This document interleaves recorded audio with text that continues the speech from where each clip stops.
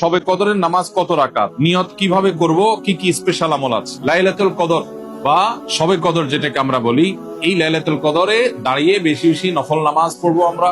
দীর্ঘ রুকু, দীর্ঘ সিজদা, দীর্ঘ কেরাতে, দৃঢ়স্থিরতার সাথে, সৌন্দর্যের সাথে কোরআন তেলাওয়াত বেশি বেশি করা, দোয়া করা, জিকির আজকার করা, আল্লাহ স্মরণ করা, এগুলোর মধ্য দিয়ে আমরা রাতকে কাটাবো।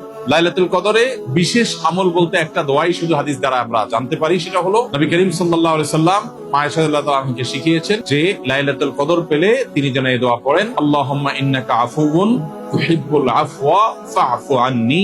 আল্লাহ, আপনি ক্ষমাশীল, ক্ষমাশীলতাকে আপনি পছন্দ করেন, অতএব আমাকে ক্ষমা করুন। এই দোয়া আমরা বেশি বেশি পড়বো। এর বাইরে লাইলাতুল কদরের বা শবে কদরের আলাদা কোনো নামাজের ফরম্যাট নাই যে এত সংখ্যক রাকাত পড়তে হবে এবং প্রথম রাকাতে অমুক সূরার সাথে অমুক সূরা এতবার, দ্বিতীয় রাকাতে তমুক সূরা এতবার, এরকম কোনো বাধ্যবাধকতা নেই।